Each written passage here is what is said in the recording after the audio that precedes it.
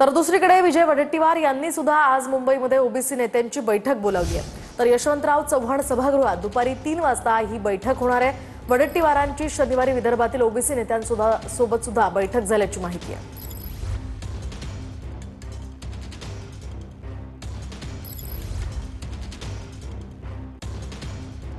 तर आपण पाहतोय जीआर विरोधात भुजबळ आज किंवा उद्या कोर्टात जाण्याची शक्यता आहे। तर दुसरीकडे विजय वडेट्टीवार हे आता ओबीसी नेत्यांची बैठक घेत आहेत। त्यामुळे या सगळ्या पार्श्वभूमीवर मराठा आरक्षणाच्या जीआरच्या या संदर्भात ओबीसी नेत्यांशी आपण चर्चा करणार असल्याचं वडेट्टीवार म्हणाले।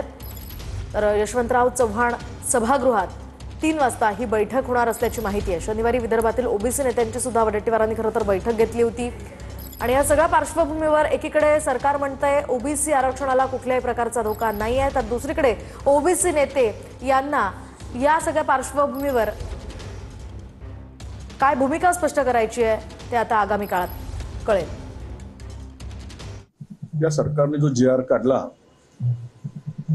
त्यावर सविस्तर चर्चा करून पुढचा निर्णय महाराष्ट्रामध्ये आम्हाला घ्यायचा आहे।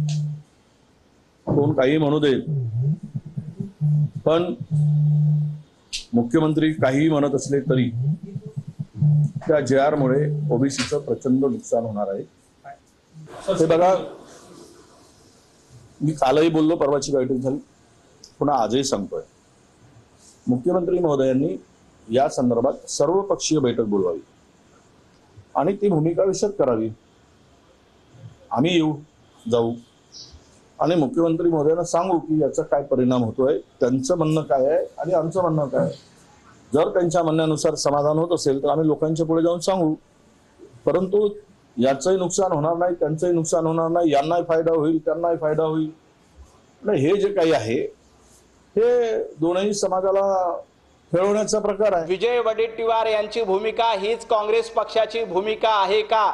आम्ही मराठा समाजाला न्याय दिला, आम्ही ओबीसी बांधवांच्या सोबत आहोत, असं असताना फक्त राजकारण करण्यासाठी विजय वडेट्टीवार अशा पद्धतीची भूमिका घेत आहेत। ही दुतोंडी भूमिका आहे। काँग्रेसला ही भूमिका मान्य आहे का? मराठा समाजाला आरक्षण मिळालं, परंतु कुठेही ओबीसी समाजाचं नुकसान झालेलं नाही, हे देवेंद्रजींनी वारंवार सांगितलेलं आहे।